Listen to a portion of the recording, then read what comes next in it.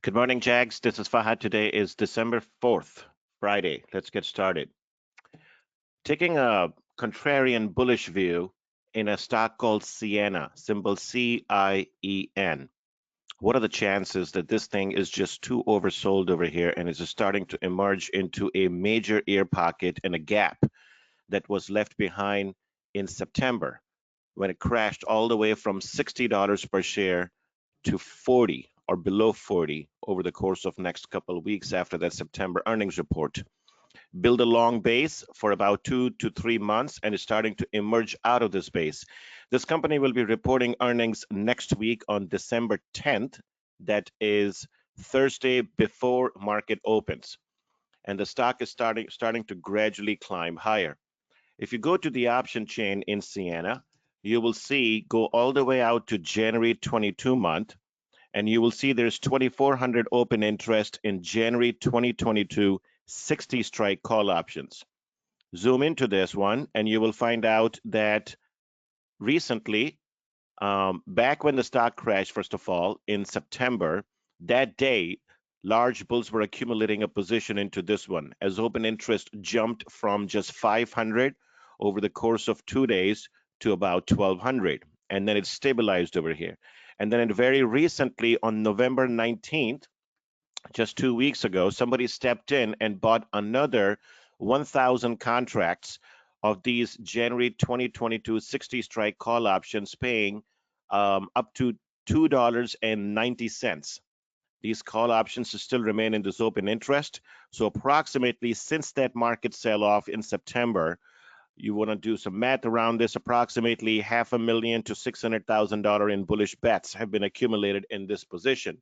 That's the one strike that stands out. Otherwise, there have been some scattered call buying in this one in recently as well. Now, going back to the chart, if you look at this thing is climbing higher, and this is the massive gap that's in front of it. Now, here's what's going on with Sienna. First of all, understand that when the earnings came out and the stock crashed sharply, several analysts came out cutting earnings estimates, downgrading the stocks from buy to neutral or neutral to sell. Pretty much the entire street basically turned bearish, and nobody has ever taken a look at it since that point. Here's what happened in that earnings report. This is a comment that came out from Bank of America that day, in which they said that service providers are pausing capital spending and cloud is slowing, which is affecting the end markets that Sienna serves. Take a close look at this. Commentary on today's earnings call was in stark contrast to previous quarters, as orders have deteriorated significantly in recent months. Sienna now faces three main headwinds: logistical issues due to COVID. Service providers are postponing investments given the difficulties with telecom service providers in the current environment, which is once again environment means COVID. And the web scale is now expected to grow capex by low single digits versus previous expectations of 7 to 10% or high single digits. The book to bill ratio fell below 1, and the company highlighted at least one major web scaler has cut spending on the new optical systems. So if you put it all together, the only thing that's going to stand out in this comment, it's COVID, and nothing else. So the web scalers that are cutting back on spending, the deployments that slowed, the telecom services that also cut spending or having difficulties making investments at this point, all of this has been related to COVID.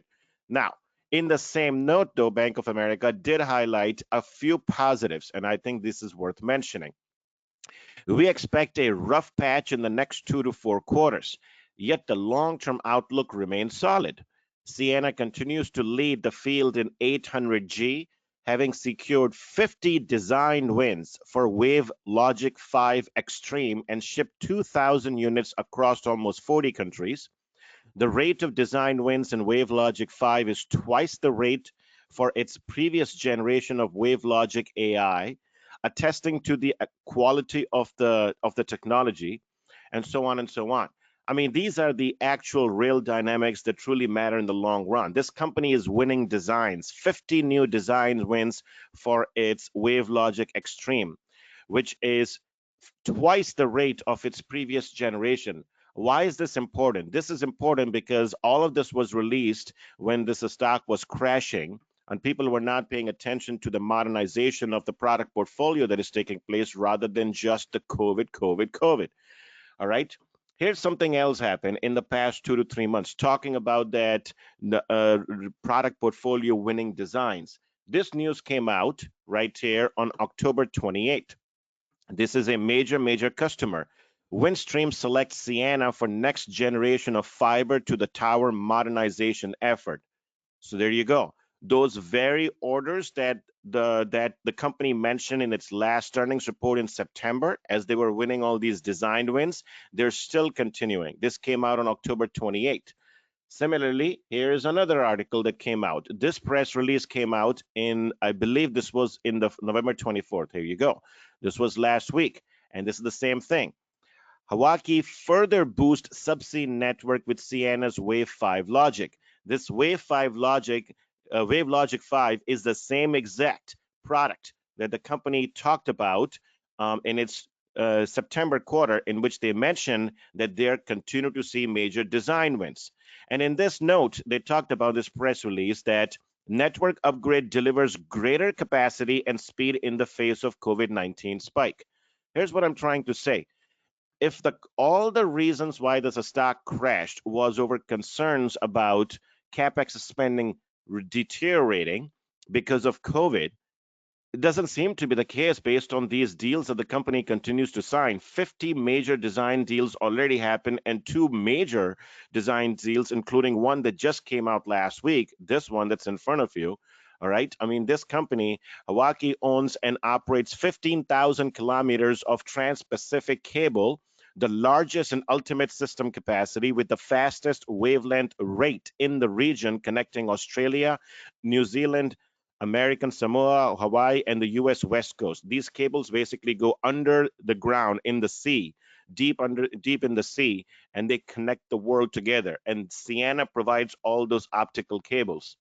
Maybe the market has simply turned way too bearish on this one, and maybe it shouldn't be ignored, because as everything else that we are seeing with the reopening theme, including even as much as, you know, restaurants, the service sector that is affected so much from COVID problems and shutdowns, businesses have been able to come around how to continue to spend and how to continue to go forward in an environment that is definitely infused with COVID.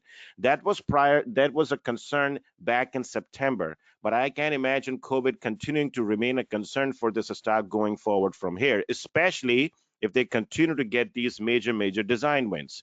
So with the street so negative, the stock is starting to gradually climb higher from after building a base.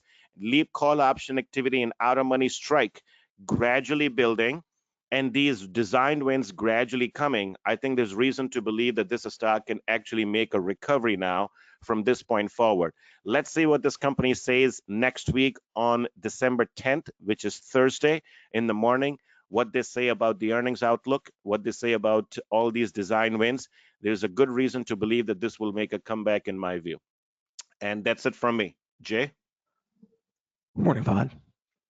So first off, I have a homepage article going out later this morning on BALY's, ticker BALY. Yesterday in chat, there was a small but unusual buyer of the January 60 calls. And then as reported in the OI checks this morning, open interest jumped from 3 to 1,493. And the write-up is essentially going to focus on their recent transactions that they made last month that gives them a presence in the sports betting and iGaming market. So keep an eye out for that. Awesome. Looking forward to that. And then secondly, the stock that I want to talk about today is Lululemon, ticker LULU. This company will be reporting earnings next week on December 10th after the close. And we started to get a couple notes out from analysts.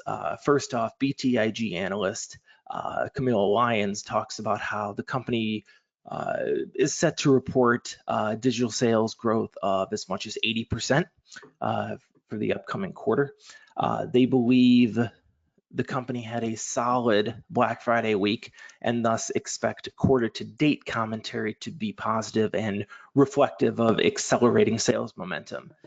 With approximately 97% of its stores open worldwide as of early September, they also see Q3 benefiting from a sequential improvement in store traffic, despite these locations having reduced hours. Now, Piper Sandler had a note on Monday with their Black Friday checks, and they had visited a store in Dallas, Texas, and the image essentially just shows you the large gathering prior to the store even opening. Needham was also out with a note yesterday where they are projecting digital or direct to consumer growth of 113% in Q3. They point to read-throughs on activewear following positive Q3 callouts from Nordstrom, Macy's, and Kohl's. So you've got those checks. And then the last thing you'll want to keep an eye out for is commentary surrounding the company's acquisition of Mirror, which back in June it acquired for $500 million. And this is an at-home fitness company. On its last earnings call, management said they were on track to begin offering Mirror in 10 to 15 of its stores in the US by early Q4, and that they would begin leveraging their digital channels. They had estimated full year Mirror sales to be 150 million, which was revised higher from the 100 million when it first disclosed this transaction. They talked about how in the second half they were going to take advantage of the current trends, the current workout from home trends, if you will, and then also to drive the business during the holiday season. Google search trends, according to Needham, searches for Mirror Fitness reached year-to-date and all-time highs during Thanksgiving weekend. And Fahad, I know you actually own this product now, and I know your conversation with the installation individual basically mentioned the high backlog or the number of installations this individual has had to do and will continue to do. So definitely something to keep an eye out for when they report next week. So on that note, let me just give my quick thoughts. First of all, understand that Lululemon's trailing 12-month revenues for the full company currently is $3.8 billion. So just remember that for a moment. I'll make a connection here. $3.8 billion full year revenues. This acquisition of Mirror that was done in June gave them an incremental revenue growth of about $100 million, the $500 million acquisition, and it was $100 million in revenues. And at the time of acquisition, they raised the guidance for the revenue for Mirror product to $150 million, and that was in the last earnings report. So basically, they bought that company for only 3.5 times sales, which is very, very cheap. Now, remember that this is a subscription business. Many people that are buying Mirror, which is a $1,500 product like myself, they're also in this COVID environment where everybody exercising from home, they're also getting a $40 per month subscription. And anything that comes with subscription product, generally speaking, that's a recurring revenue, high margin business, tends to get a very high multiple. But we won't even talk about multiple going higher just on that business alone. Here's the thing. The guy that delivered this to my house a couple of weeks ago when I ordered it, this was an XPO Logistics driver. And he told me when he was in my house and he was installing it on the wall that every week he delivers hundreds of them. I quote, every single week he delivers hundreds of them. And I'm in Michigan, I'm outside of Ann Arbor, right? And I was shocked to hear that. I'm like, this is one guy, one XPO Logistics driver from their primary location in Novi, Michigan, coming to Plymouth, Michigan, delivering in one house and telling me that he delivers hundreds of them every single week. And how many locations, XPO Logistics locations, are all around me in Michigan? And then you've got much bigger markets than that, New York, California, Washington, and Texas, and all these other places. So my point is this: if they raise that guidance to 150 million, could we be looking at $500 million, maybe $1 billion business in the next 2 years, 1 to 2 years from Mirror in the total revenues, and that's a high margin recurring business model. So first the Mirror sales, and then after that the subscription comes next. This company has $3.8 billion in total sales. Mirror itself could become a piece big enough to account for maybe 20-30% of sales within the next 1 to 2 years. And I think that's how you have to factor into Lululemon. I understand this stock trades at a very, very high multiple on the price to sales, but I think that this acquisition does something that the company never had. It actually really turns the company into a technology company, not a hardware company. It's basically going down the path of Peloton or even Apple, with a very strong footprint on the retail stores like Apple stores has, and also a very important product now in the mix. So that's why that changed my views on Lululemon. This is a very, very smart acquisition by the company. Anyways, looking forward to what the company says next week about this earnings. Should be a fun one to watch. And thanks for the update. Chronicle. Morning, Fahad. No setups I'm watching today, but I do have an interesting note from UBS regarding the latest e-commerce statistics. So these checks indicate that the current 2020 holiday season is on pace to see record retail spend. If we recall, Shopify announced record Black Friday Cyber Monday sales of $5.1 billion, up 76% year over year, while Amazon reported that 2020 has been the largest holiday shopping season in history, with their independent sellers surpassing $4.8 billion in sales. Now, if we look at the individual data, the NRF expects that total online sales in November and December will increase between 20% to 30% year on year. Separately, Adobe Digital Insights reported online sales on Black Friday of $9 billion, up 22% year over year. And they expect total holiday season online spend could reach $189 billion, up 33%, which is equivalent to roughly 2 years worth of growth.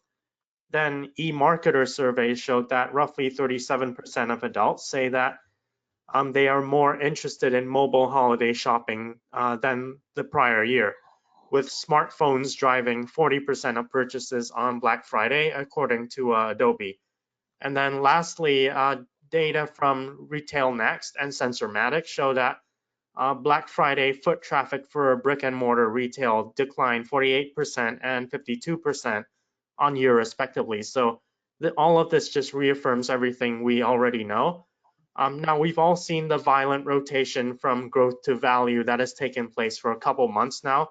My view is that come next year, instead of having this growth versus value dynamic, what we might see is both growth and value going up together, instead of growth continuing to get sold while value continues to go up on its own. So I think this trend where almost every day we're seeing Russell outperform NASDAQ, at some point this is going to morph into both benchmarks moving up in tandem. Like tech is not going to become irrelevant all of a sudden just because the pandemic goes away. And within this UBS note, they've singled out Amazon as the best positioned company to capitalize on these trends and checks. Like UBS is saying is expecting US e-commerce to grow at 19% 5-year CAGR compared to pre-COVID estimate of just 13%. So this is UBS reaffirming their bullishness on Amazon. But personally, what I'm also gathering from these checks, I'm actually more excited about the massive opportunity that lies ahead for digital and mobile advertising companies. And that includes the entire space, from usual suspects like Facebook and Google to non-social media advertising like Criteo, Advantage Solutions, and even right down to consulting agencies like Omnicom and Accenture. Like, I'm sure these companies are all realizing right now the opportunity ahead. Not that I'm making light of a bad situation, but I think one good thing that's come out from the pandemic is that it has forced a lot of companies to modernize their offerings and invest in e-commerce. And as we start to come out of recession, I think all these companies will be tripping over each other to advertise their upgraded platforms and new products. So that's my high level thought that occurs to me from seeing this UBS note. And so whenever this growth to value dynamic dies down a bit, and when both tech and value start to go up in tandem, I would expect a lot of these digital advertising plays to catch bids. And even if economies were to reopen, I think a lot of people will continue to search for products and buy things online now that they've gotten used to it. I do have a stock in mind, but I'm saving it for the quarterly outlook call. Perfect. A couple thoughts on this one real quick. The first one is that you took some words out of my own thoughts as I am also preparing for the first quarter 2021 outlook and starting to work on how to put together the macro section, which I work on the most detailed than anything else in each quarter in the report. And that's exactly what my message is. I think that we're starting to see in this middle of December right now that the lines between growth and value are starting to get blurry. You see the COVID disruption in the summer this year and throughout during this year caused a very dramatic bifurcation of the market. Basically, two buckets the market could be divided into very clear two buckets. One was a reopening bucket, and one was a COVID beneficiary bucket. And tech went on one side, and then everything else went on the other side. And so people that were able to identify that trend early on as to how COVID was causing all that disruption were able to play both the long and the short side on both sides. And we played the long side in the value coming out from July, and it turned out to be fabulous gains for the portfolio over the past 6 months. But I don't think that those buckets are going to remain separated for a long period of time. We're already starting to see in the last week or so, I have noticed the trends have become much more blurry between the two. So I don't think we can continue to talk about growth versus value or value versus growth anymore. I think you're going to start to see a lot of mixed section beginning from 2021 already. The resets have already taken place in both. And as the second quick point, and it comes to e-commerce, a lot of e-commerce trends that we see generally become sticky in nature with consumers. People that were not shopping online, once they do start shopping online or start transacting online, they don't go back to doing things the old way. So to your point about a lot of the tech stocks, I think it's going to be there's going to be a lot of sticky power in a lot of these tech names like Amazon. I don't think it's going to lose its leadership position. I don't think people are going to suddenly realize that e-commerce is now declining and brick and mortar is coming back once the vaccine is out. I think you're going to see these retailers, online retailers such as Amazon, retain that power because it's a very sticky customer. It's once people learn and adapt, they don't go back to doing things the old school way. So I agree with all of those thoughts. But interesting stuff, purely from a technical standpoint, I'm still waiting for Amazon to break out through all of this downtrending resistance.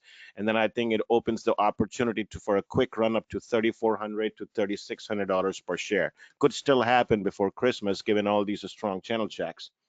All right, folks, great stuff. That's it from us today, and we will see you in the chat room shortly.